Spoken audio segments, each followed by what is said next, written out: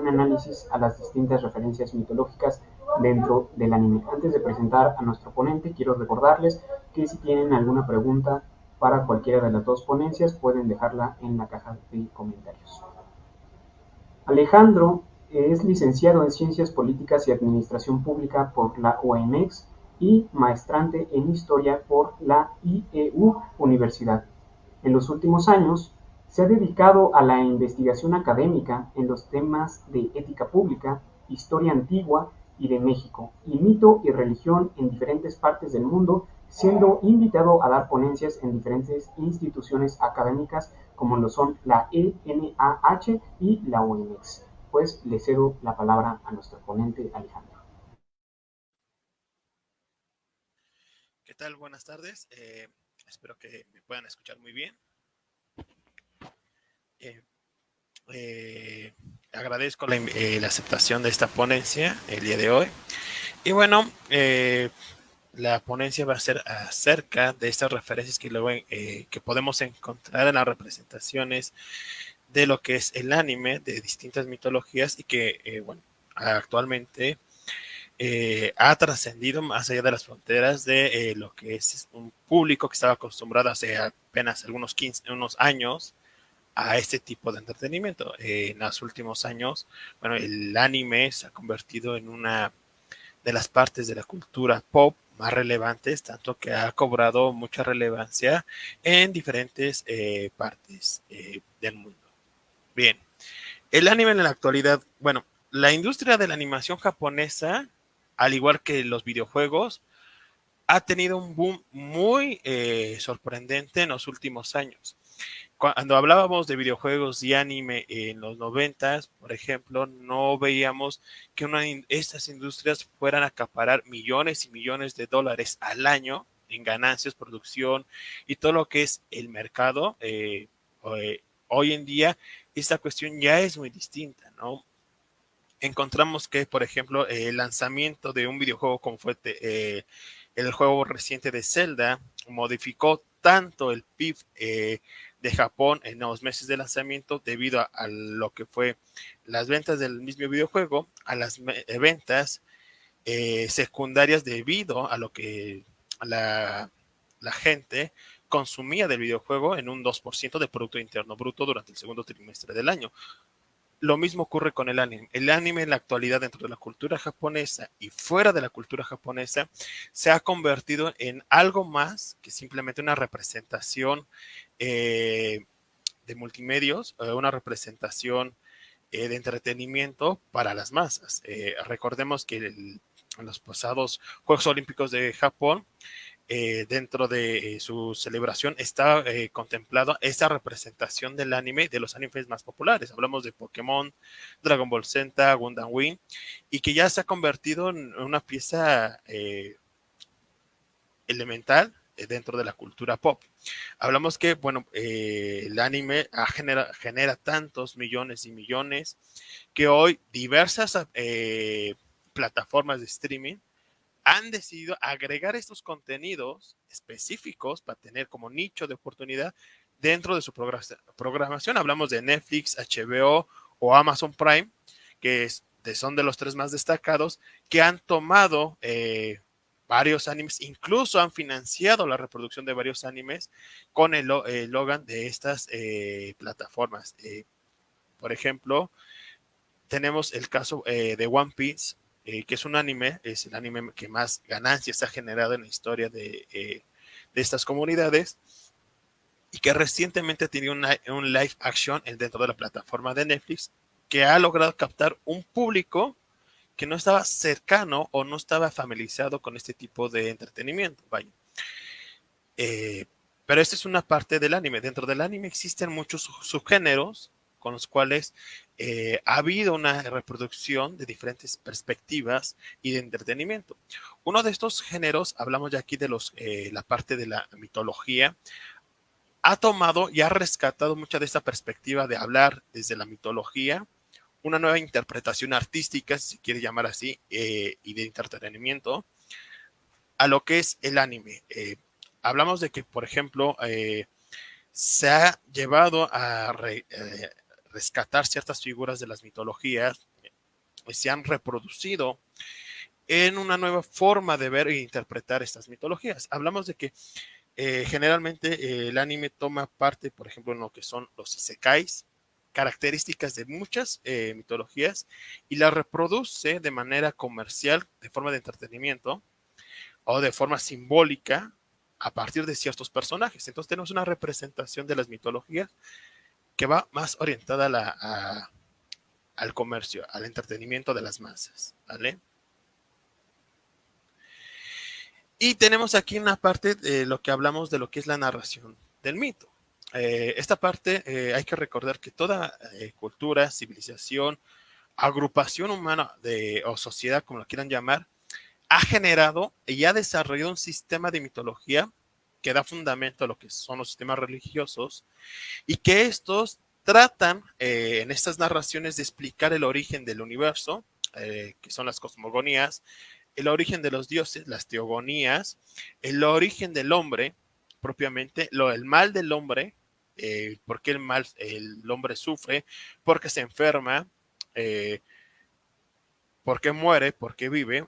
Hablamos aquí de que ha habido muchos investigadores que se han dedicado todo su trabajo en explicar cómo funcionan los mitos y cómo han funcionado los mitos, porque en el siglo XXI muchas veces tiende a ver como la mitología como que algo que ya no está presente, que ya ha sido superado, que cómo podemos seguir creyendo en estos mitos con todo el avance tecnológico, científico que se ha tenido de parte de la sociedad.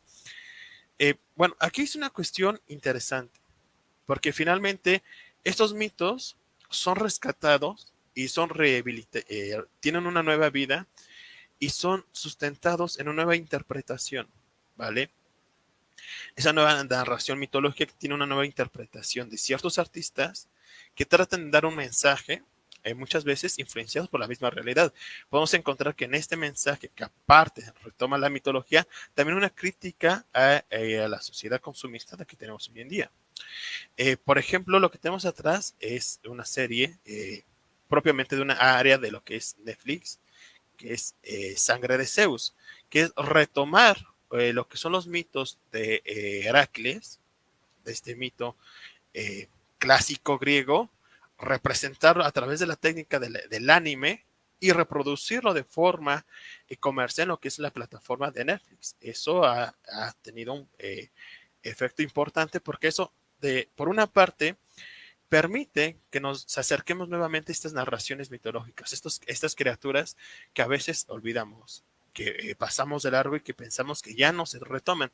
Pero la otra, que se convierte también en una parte elemental de lo que es la industria cultural, aquí en una parte de lo que hablábamos, o se habla dentro de la teoría crítica proveniente de la Escuela de Frankfurt, cómo tomamos valores culturales y los reproducimos propiamente, reproducimos estos valores culturales para un mercado en el cual consume de manera consciente e inconsciente valores culturales y los reproduce constantemente. Hay una cadenita de reproducción, de masificación de la cultura y que muchas veces lo hacemos de manera subconsciente. O sea, no somos conscientes, en la gran mayoría de los casos, que estamos consumiendo cultura a través de un mercado capitalista que está orientado en vender por vender. O sea, no solamente en el anime, o sea, pasamos por muchas partes de lo que consumimos del entretenimiento y lo consumimos y lo reproducimos. Vaya, aquí entra una pregunta muy importante sobre la importancia de eh, dentro del sistema capitalista, cómo se reproducen estos medios de entretenimiento. ¿Por qué lo pongo aquí en esta parte?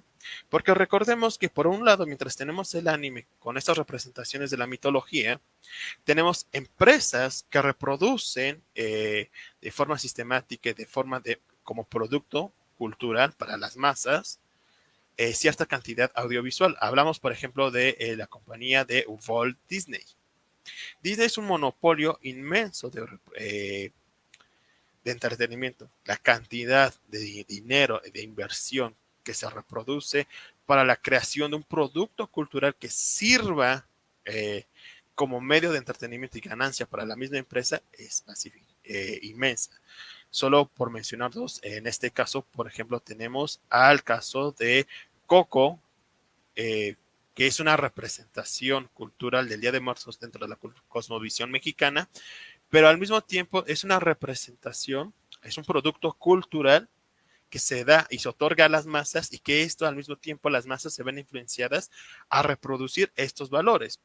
Eh, Hoy tenemos que la película de Coco se ha reproducido a nivel internacional y eso ha influido en el mundo, en esta nueva forma de ver las cosas, de que se adopten ciertos valores del Día de Muertos presentes en lo que es la película de Coco hacia las otras culturas ajenas a esta. Lo mismo ocurre con el anime. Hoy en México tenemos un boom de la cultura oriental muy fuerte. Y el hecho de que se reproduzca este boom de la cultura oriental a través de la mitología lleva a la interpretación nuevamente de los mitos o esta narración mitológica que lo interpretamos de dos maneras, ¿vale? Aquí serían cuestión hacernos tres preguntas. ¿Cómo podemos estudiar el mito dentro de la reproducción del anime? ¿De qué manera se puede analizar la influencia de los valores culturales como la mitología? ¿Y cuáles serían aquellas reflexiones de esta manera que podríamos obtener de este modo de entretenimiento? ¿Vale? Con la primera pregunta, ¿cómo podemos estudiar el mito dentro de la producción del anime? Cabe hacer dos pausas, ¿no? Dos preguntas. La primera es que estas historias están enfocadas en dos partes. Una, ser un mecanismo de entretenimiento para las masas a partir de un valor cultural, que en este caso son las mitologías del mundo, y a partir de ello generar un producto cultural que sea consumido por las masas y que al mismo tiempo pueda generar cierto interés, ¿vale? Ese sería el otro. Pero luego tenemos una segunda visión de esta interpretación del anime dentro de las mitologías, que en este caso sería darle una segunda vida a las historias sin ser modificadas o sin modificar en esencia lo que narran estas historias, ¿no? Aquí tenemos dos puntos de partida. Tenemos, por ejemplo, los isekais clásicos o los animes de mitología que retoman estos puntos, pero están orientados en vender, en ser un producto de entretenimiento que toma licencias a partir de la mitología y que esos valores mitológicos son mencionados, pero al mismo tiempo pasan a segundo plano porque el objetivo es el entretenimiento. Pero luego tenemos otros animes que rescatan estas historias, estas mitologías, estos cuentos fantásticos y se enfocan en dar una impresión de lo que se está dando, en darle una nueva vida a esta historia. El mejor ejemplo que tenemos recientemente también es el cuento de la princesa Kaguya, desarrollado por el estudio Ghibli, uno de los estudios más importantes de animación. Y este anime, que en realidad es una película que pueden encontrar en Netflix, no toma las licencias de otras versiones que retoman el cuento de la princesa Kaguya, esta princesa que va a la luna y que se olvida de su amor en el planeta Tierra, sino retoma todo lo que es el discurso, la narración y los elementos sustanciales de lo que es la princesa Kaguya, de hablar de cómo el amor figura en la princesa y lo rescata totalmente dándole una nueva interpretación muy al estilo de la cultura japonesa y este finalmente sirve para darle una nueva vida a esta historia, ¿vale? Esta historia donde la princesa tiene abandona a su amado con la promesa de algún día regresar y que está reflejado en el monte Fuji. Entonces aquí tenemos estas dos visiones dentro de la mitología que debemos tener en cuenta lo que es la construcción del discurso dentro del anime. Una que es el entretenimiento como producto de masas y la otra que a pesar de eso podemos encontrar esa reestructuración o esta nueva vitalidad al mito a través de una representación gráfica, ¿sí? Esto se ve muy claro porque no es solamente el anime que hace esta representación o estas licencias del mito. Hablamos que en Occidente ya hemos hecho mucho de esto, ¿vale? Hablamos de, por ejemplo, Marvel con Thor, que es la figura del dios nórdico, más las licencias representadas por una sociedad norteamericana. Y, por ejemplo, Diana de DC Comics, que es una princesa amazona, pero que en realidad el objetivo de este personaje con esta licencia basada en lo que es la mitología griega es representar la sociedad norteamericana de la Segunda Guerra Mundial, que es lo que representa eh, el Capitán América y otros personajes. En este caso, estos dos personajes que nacen para representar la sociedad norteamericana, una sociedad capitalista con ciertos valores representados en esta representación propiamente de lo que es el cómic. En el anime pasa exactamente lo mismo. Vemos esa representación de la mitología en dos partes. Una, la que produce y vende a través de la cosmovisión japonesa, propiamente a retomar sus valores culturales de la mitología japonesa, que es muy diversa. Hablamos de que tanto el sintoísmo como el budismo se ven reflejados en el anime a través del entretenimiento, pero también vemos reflejado cómo estos valores tratan de darle una nueva vitalidad a través de estas historias. Y ahí el estudio Ghibli ha sido uno de estos estudios que mejor ha logrado darle esa vitalidad a estos mitos, ¿vale? Darle esta nueva perspectiva de que la mitología, bueno, no necesariamente puede ser contada en libros de fantasía como tradicionalmente lo hacemos, sino que podemos nuevamente contar estos mitos pero a través de otros medios ya de reproducción, en este caso los medios de reproducción audiovisuales, que van enfocados a la masificación o ser un medio de comunicación más extenso que serían los libros de texto anteriormente, ¿vale? Entonces aquí tenemos estas dos visiones. Y de hecho, la imagen que está atrás es un diapositivo de lo que es precisamente el arte de la princesa Kaguya del estudio Ghibli, propiamente. Dentro del entretenimiento, creo que aquí no se ve muy bien, tenemos que se retoma nuevamente estos elementos de la mitología y se reproducen dentro de lo que son las historias contadas dentro del manga y el anime. Sin embargo, esta historia no gira en torno de un pasado lejano, sino se enfoca en algunos aspectos y retoma valores culturales de lo que es la sociedad.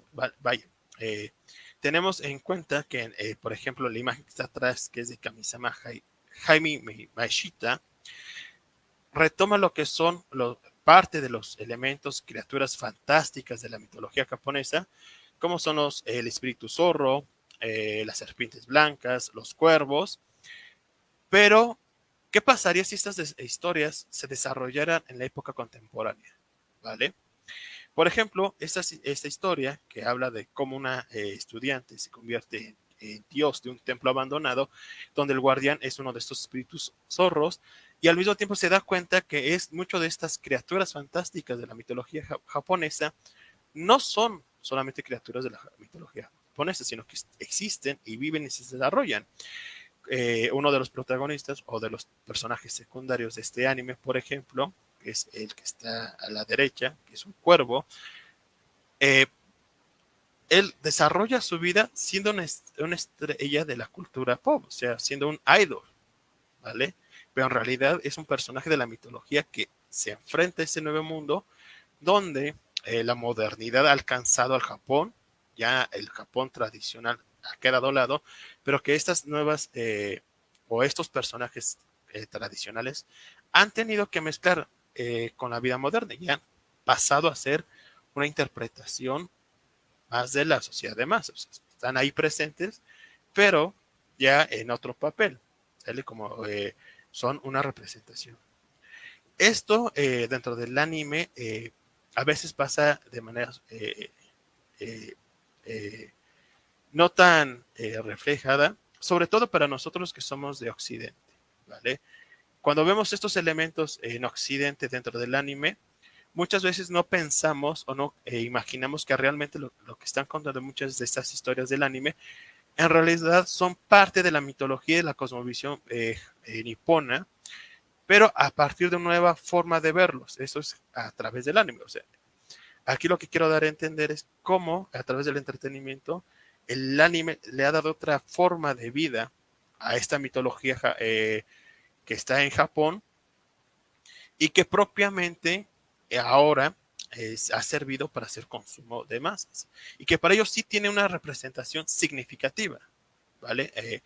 Para Japón la cultura del anime en rescatar estas tradiciones tiene una cosmovisión diferente porque incluso se han mezclado estas formas, estos géneros del mitológico a través de una representación artística, ¿vale? Aquí ya tenemos una visión desde el artista de lo que significa este símbolo y que es una reconstrucción tal vez de un valor moral o social, pero a través tratar de adaptarlo a una época donde el Japón ya es un Japón con mucha tecnología, globalizado, que tiene un mercado abierto, que ya no es ese Japón tradicionalista, sino que es un mercado, es un Japón diferente.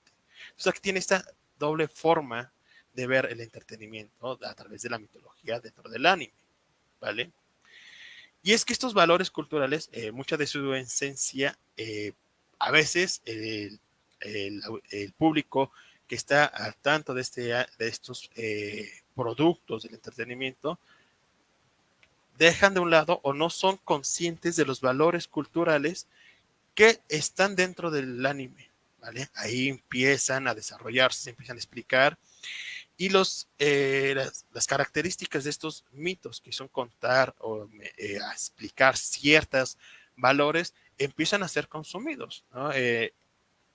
Uno de los ejemplos es que dentro del anime, uno de los elementos más comunes que están presentes dentro del Isekai, por ejemplo, son los elfos. Los elfos son una parte elemental dentro de esta narrativa del Isekai.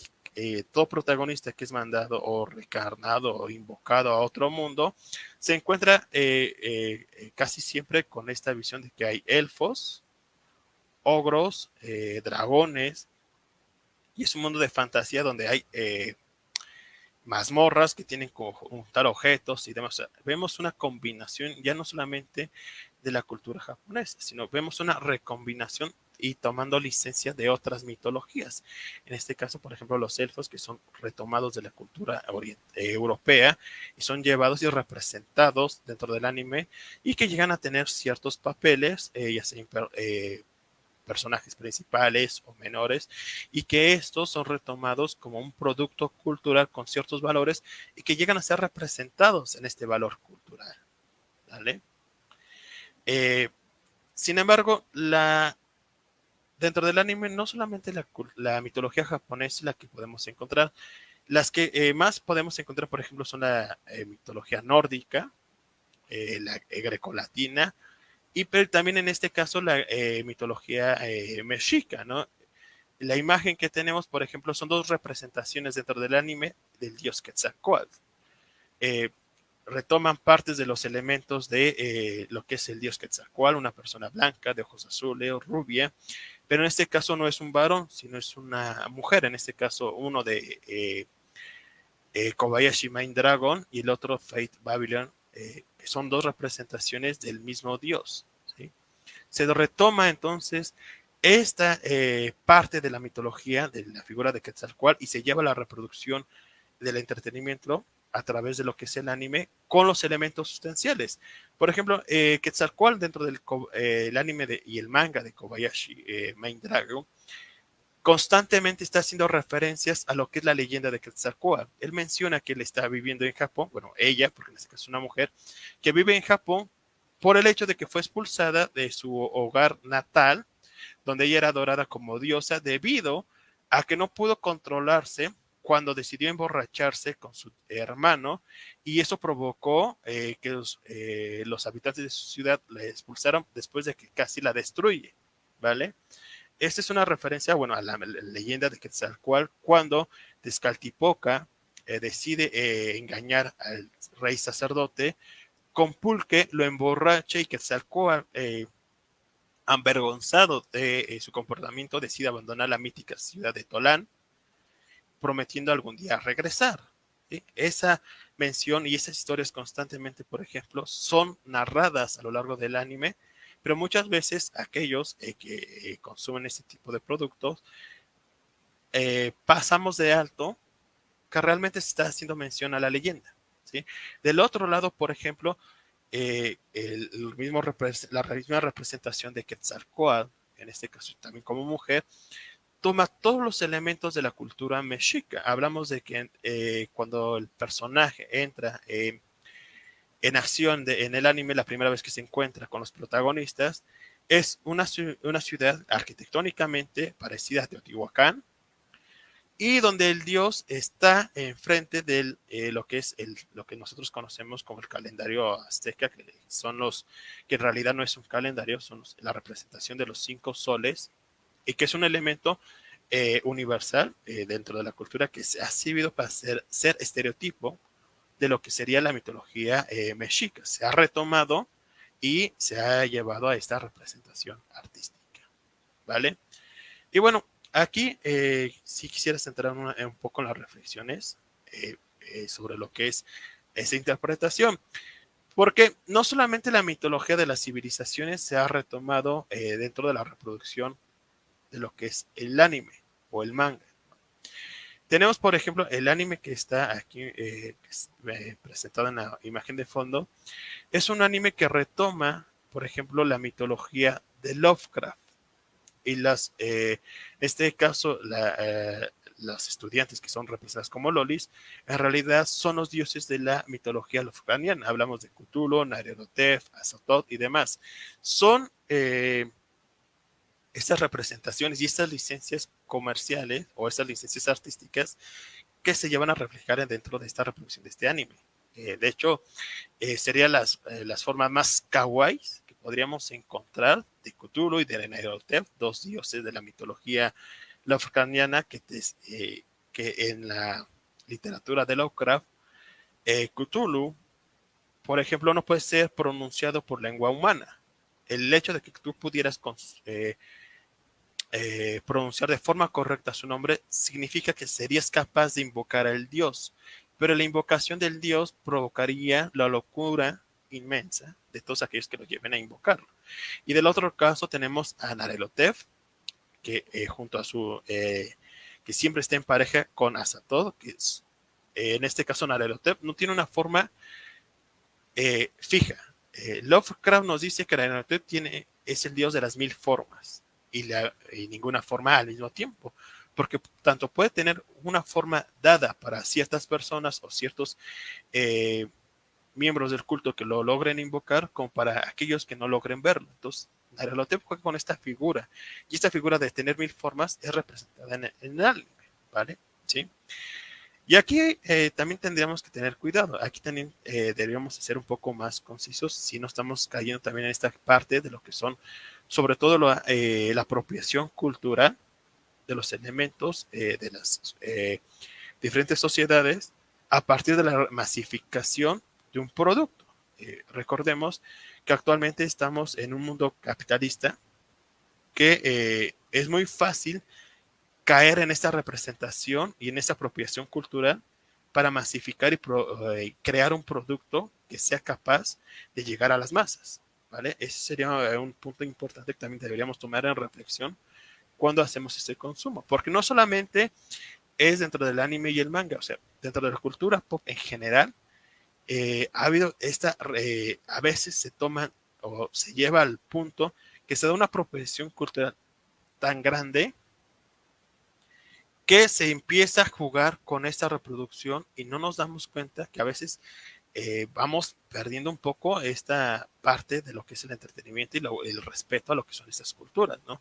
Hablamos, por ejemplo, que en la moda esta apropiación cultural se ha llevado que varias empresas de diseñadores han retomado varios elementos indígenas sin tomar licencia o prestado para crear un producto para las masas, ¿vale? Y este producto finalmente ha provocado una severa crítica al sistema capitalista cuando hablamos de cultura, en el sentido de que la cultura lo vemos como un producto, o sea, realmente vemos la cultura como es, o empezamos a ver ya la cultura como un producto más que puede ser comercializado dentro del mercado, ¿vale? Ese es un punto muy importante. También hay que tener en cuenta que muchas de estas representaciones a veces llegan a caer en el estereotipo o del cliché, ¿vale? Y ese estereotipo a veces puede distorsionar mucho el mensaje de lo que era el mito en un principio. Por eso hablaba en las primeras momentos de la ponencia sobre de que la influencia de la mitología dentro del anime se ve en dos partes, una como entretenimiento y la otra tratar de darle vida a estas mitologías que a veces solo las dejamos en el libro y no las rescatamos nuevamente, ¿no? Entonces ahí también hay que tener esta reflexión, qué tanto esta influencia o estas licencias que tomamos de las mitologías que vemos representadas en el anime y en el manga no caen tanto en el cliché, en el estereotipo, solo por volverse un producto para las masas, ¿vale? También hay que tener en cuenta que estas representaciones, muchas de ellas caen porque están enfocados en un producto donde las masas consumen y actualmente el entretenimiento lo consumimos tan rápido que no llegamos a disfrutar mucho de este contenido. Vaya, hablamos de que, por ejemplo, hay plataformas que en el momento en que producen una película, a la semana ya la tienen en su plataforma de streaming y por lo tanto la gente deja de lado la importancia de ver estos programas, ¿vale? Entonces, parte de eso. También hay que ver que estas representaciones, al ser también un producto para las masas, llega a que pues muchas veces sean sancionadas por los grupos más conservadores de ciertas sociedades, sobre todo en Occidente. Recordemos que en Occidente, en México, se ha dado mucho, o se dio mucho, por ejemplo, a principios de los 2000, la censura al anime, ¿vale? Esta censura debido a que la falta de comprensión de lo que se proyectaba a través de estas obras que cuestionaba los grupos más conservadores y que siguen conservando si realmente deberían ser consumidos por parte de Occidente y ese problema de que en realidad es una invasión o es que no, cómo podemos estar permitiendo que los infantes vean esas representaciones, que es un insulto y demás, que llega a veces por parte de una ala ultraconservadora, ¿no? Hablamos de que muchas veces en estos tipos de animes se toman temas que, por ejemplo, en Occidente llegarían a ser incluso tabú, ¿no? Sobre todo para las partes conservadoras. Por ejemplo, en México hablamos de temas como son las parejas homoparentales, la homosexualidad, eh, la poligamia y demás, que aquí son representadas a través de la representación de los mitos, porque finalmente cuando revisamos estas representaciones de los mitos, vemos que se reproducen. Entonces, ahí llega ese punto en que llegamos a ver, se llega a ver con un poco de censura y entonces pasamos de lado, o más bien se pasa desde los aspectos, desde la sociedad conservadora y tratan de que no sean reproducidos, ¿no? Entonces, ahí entra ese conflicto de que estos valores culturales que son representados en el anime muchas veces son ignorados, ¿vale? Los dejamos de lado y estas mitologías, pues dejamos de ver esta parte. Y bueno, esta sería toda mi participación por el día de hoy. Espero que les haya agradado. Y bueno, aquí termino mi participación. Muchas gracias, Alejandro. Pues en estos momentos abrimos el espacio de rondas de preguntas. Pues la primera pregunta que tengo para ti, Alejandro, precisamente es hablando acerca de, hablaste principalmente al inicio de tu ponencia acerca de la reconfiguración de Heracles en el anime.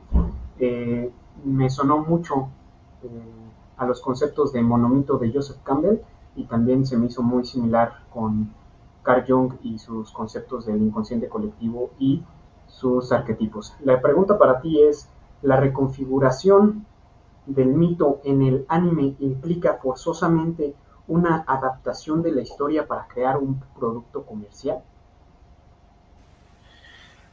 Bueno, ahorita que mencionas a Carl Jung, yo ahorita Carl Jung no trato de alejarlo debido a que su interpretación del mito, eh, por ejemplo, sobre todo por esta interpretación desde el psicoanálisis, ¿no? ¿Qué significan los mitos en sí? ¿No? algo que también hablaba ya Mercé Eliade con el mito del eterno retorno, la enfermedad y demás, que son cuestiones muy presentes en toda mitología, ¿vale? Pero aquí la reconfiguración del discurso o de la narración mitológica en el anime eh, eh, llega al punto en que podríamos decir, sí se transforma, se trastoca para convertirse en un producto comercial finalmente, ¿no? Hablamos de que los medios de entretenimiento han reconfigurado en muchos aspectos esta mitología, que aquí vaya la cosa que deberíamos decir, en el siglo XXI no hemos abandonado esta narración de las mitologías. Muchas veces se piensa que ya las abandonamos, y no es cierto. Nuestra narración mitológica en el siglo XXI y estos arqueotipos que podemos estudiar a través de diferentes investigadores, que tú, como ya mencionas, algunos de ellos, lo hacemos a través de lo que son el cómic, el anime y el manga. O sea, nuestros arqueotipos de superhombre, ¿vale? Este hombre ideal o esos valores que queremos representar en la sociedad, ya no lo hacemos a través de esta mitología de un pasado lejano, como lo hacían las culturas antes, sino lo hacemos a través de la representación del entretenimiento. Entonces retomamos esta narración mitológica, pero lo volvemos un producto comercial, ¿vale?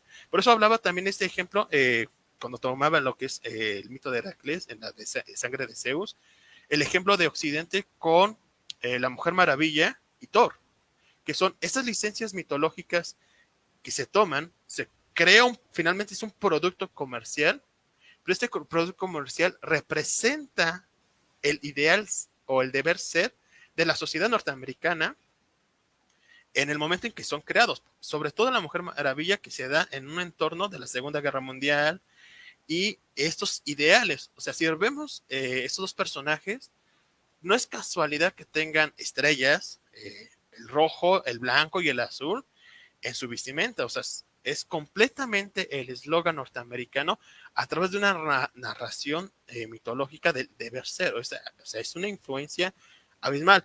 Me parece que en Occidente todavía esta visión sí sería más de análisis, sobre todo en lo que es el entretenimiento en Japón, porque a veces no dimensionamos en Occidente lo que son las narraciones mitológicas representadas dentro del anime para la cultura misma japonesa, porque en casi todos los animes que encontramos uno o dos referencias mitológicas a la misma cultura japonesa. Hablamos de que, por ejemplo, Dragon Ball Z, que es un producto y que se ha masificado y que ha estado vigente por más de 20 años, parte de esta idea de la leyenda de Son Goku, ¿vale? El Rey Mono, por ejemplo, ¿sí? Y que la historia gira en torno y que se va transformando, bueno, lo que hoy actualmente es Dragon Ball Z, un fenómeno, tanto así que es un día festivo en Japón, ¿vale? Pero también lo retoma a abordar otras mitologías, ¿vale? Cuando hablamos, por ejemplo, de Saint Seiya, es netamente tomar la mitología griega y reproducirla en una historia desde una visión desde el Japón propiamente. O sea, los caballeros del zodiaco y todas las historias, los dioses que entran y están en esta narración, sobre todo porque son dos. Una es la narración del anime y la otra la narración que encontramos en el manga, ¿vale? Que es por cuestiones, algunas escenas, por ejemplo, del manga no se llevan a la reproducción del anime. Y nosotros en Occidente muchas de estas imágenes no las vemos por la censura, ¿vale? Eso hay que decir, y que eso parte que nosotros a veces tenemos una visión sesgada de esta nueva forma de entretenimiento, ¿vale? Y que muchas veces este entretenimiento también ha servido para darle vida, no necesariamente con producto, pero sí darle vida a estas historias, que ponía el ejemplo de la princesa Kaguya del estudio Ghibli, que le da nueva vida, nueva vitalidad a esta leyenda que se ha hecho muy popular dentro del anime. Hay varios animes que basan su desarrollo precisamente en esta interpretación de lo que es la historia de la princesa Kaguya, la historia de una princesa que tiene que irse a la luna abandonando al amor que dejó en la tierra, ¿vale? Entonces, ahí tenemos esa parte, y lo pongo así porque también hay que estar en cuenta que actualmente, o sea, Si vamos desde la teoría crítica, estamos en una sociedad de masas inmersos en medios de comunicación que son los más media, que constantemente nos inundan de estereotipos, estructuras sociales, estructuras culturales de manera subconsciente y que nosotros adoptamos como propias, ¿vale? Y es esa parte donde hablamos de que retomamos ahora dentro de los más medias las mitologías para volverlos también un producto comercial, ¿no? Y muchas veces caemos en esta idea de que reinterpretamos, diseñamos y tenemos un nuevo imaginario de lo que es el deber ser, ¿no? Este arquetipo mitológico que antes, por ejemplo, lo teníamos con estos semidioses, ahora lo tenemos con estos personajes del anime. O sea, son estos personajes que muchas veces tratan de buscar ciertos valores del ideal o del deber ser que buscamos, que es algo propiamente que se ha masificado muchísimo. Digo, en la antigüedad, por ejemplo, teníamos a la Eneida de Virgilio, que es, en esta obra, Virgilio retoma una idea central de la mitología griega, que es el viaje de Eneas. ¿Qué pasó con Eneas? ¿Y por qué Eneas es el padre de los romanos? Pero aquí, en esta historia de Eneas, Virgilio recrea toda una historia que parte de la mitología griega para justificar por qué la dinastía de la gens Julio Claudia debe gobernar Roma, en este caso representado con Julio César al ser descendiente de Eneas y esta cosmovisión, ¿vale? Actualmente, si bien ya no hacemos eso, sí seguimos representando estos valores de la sociedad moderna a través de lo que consumimos. Y muchas veces no somos tan conscientes que estamos haciendo eso y que estamos consumiendo. Y que a veces, por ejemplo, y por eso mencionaba a Disney, estas empresas lo retoman porque ellas quieren o buscan reproducir ese discurso a través de ciertas narraciones que para nosotros sean familiares. No por nada la película de Coco en México fue tan popular, porque representó una narración mitológica, parte de la narración mitológica, la anima y crea un producto mercantilista que se masifica y hoy el Día de Muertos en el mundo empieza a tener esta reconfiguración e influencia que incluso en algunos aspectos va superando a lo que anteriormente era Halloween. Entonces empieza este choque cultural.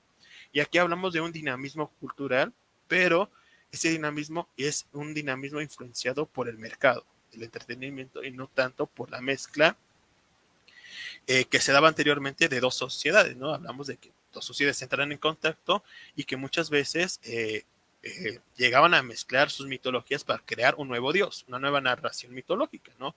Hablábamos, por ejemplo, en México, a partir del epiclásico hasta al final de la conquista, lo que llama López Austin el régimen Souyán, esta reconfiguración de los dioses menores a ciudades cosmopolitas con dioses mayores, ¿vale? Lo mismo ocurre actualmente, o sea, a veces somos inconscientes que estamos abordando estas mitologías y que las estamos haciendo propias nuestras y que las reconfiguramos para que estas mitologías ahora simbolicen nuestros valores, que son propios nuestros y que ya nos tienen casi o nada esos valores con un pasado lejano en el que se desarrollaron, porque ha habido un dinamismo cultural y un cambio discursivo propiamente en esta representación artística. No sé si con esto respondí tu pregunta. Sí, entonces lo que planteas es, o me podrías decir esta parte, transgredir la esencia de la historia o del personaje mítico para crear de alguna manera un producto comercial, porque lo vemos reflejado en México, ¿no? Por ejemplo, Vicente Leñero en su novela El Evangelio de Lucas Gavilán agarra el mito del Mesías, lo hace una parodia y hace un producto comercial. Pasa algo similar en el anime, entonces se debe de transgredir la esencia de la historia para que el producto pueda ser un poquito más comercial. En muchos casos sí se tiene que transgredir, sobre todo eh, porque no toda la gente se siente tan a gusto con este discurso, ¿no? Eh, hablamos que, por ejemplo, cuando vemos los números de animes que no tocan o no transgriden el discurso, sino lo reflejan como tal, no llegan a ser tan populares, salvo de aquellos círculos que los ven porque realmente tienen un buen discurso, un buen guión y llevan ciertas premiaciones, pero no salen de ahí se quedan. Pero cuando transgreden estos discursos y se vuelven un mercado, entonces sí se vuelven populares. Y es ahí donde hablamos ya de un mercado, ¿no? A esta transgresión del mito y lo convertimos en un producto, ¿no? La esencia del mito, por ejemplo, lo ponemos, tenemos la representación, pero a partir de ahí generamos un producto comercializado que va orientado a las masas y que va cargado de un simbolismo cultural contemporáneo, ¿vale? No tanto la narración pasada de este mito. Muchas gracias, Alejandro.